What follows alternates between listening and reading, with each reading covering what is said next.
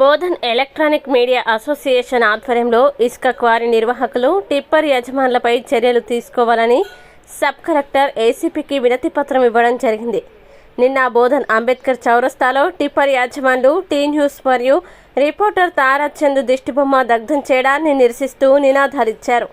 మీడియాపై దాడి చేయడాన్ని హేయమైన చర్యగా భావిస్తూ ఖండించారు. స్థానిక ఎమ్మెల్యే సుదర్శన్ రెడ్డి స్పందించి దీనిపై విచారణకి అధికారులకు ఆదేశించాలని వేడుకున్నారు. ఈ కార్యక్రమంలో కొట్టూరు శ్రీనివాస్, విజయ్, శివకుమార్, రాము, తోకల రవి, కమలాకర్, శివ, కృష్ణ, చింటూ, వినయ్, రంజిత్ గౌడ్, శంకర్, నాగభూషణం, కలీం, సాహిద్ తదితరులు పాల్గొన్నారు.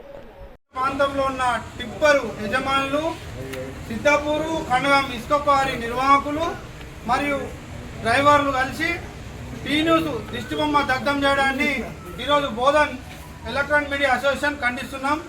ఇది ఏమైనా చర్యగా భావిస్తున్నాం. దీనిపైన ఇటు రెవెన్యూ అధికారులు కానీ పోలీసులు కానీ 24 గంటలు 48 గంటల్లో వాళ్ళపైన చట్టపరమైన చర్యలు తీసుకోవాలని డిమాండ్ చేస్తున్నాం. ఏదైతే మా టీ న్యూస్ తారాచంద్ రిపోర్టరు గత 15 సంవత్సరాలుగా ఎలక్ట్రానిక్ మీడియాలో మా మచ్చలేని రిపోర్టర్గా చలామణి అవుతున్నాడు.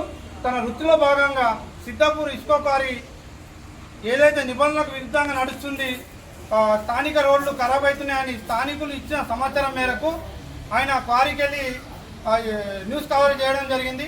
అది టీ న్యూస్ దాంట్లో ప్రసారం కావడం వల్ల ఉన్నత అధికారులు విచారణ జరిపి క్వారీలు మూసివేయడం జరిగింది.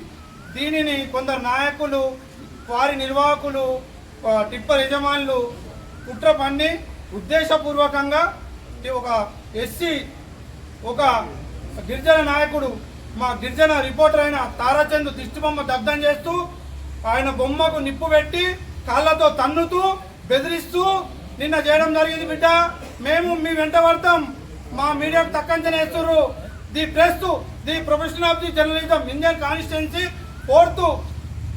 మేమున్న ఫోర్త్ ఎస్టేట్లో భాగంగా మీరు మీడియాకు అవమానపరిచినందుకు మేమందరము మీపైన చట్టరీత్యా చర్యలు తీసుకోవాలని స్థానిక ఎమ్మెల్యే కూడా దీన్ని పరిగణలోకి తీసుకొని వారిపైన చర్యలకు ఇవ్వాలని అధికారులను ఆదేశించాలని కోవడమైనది.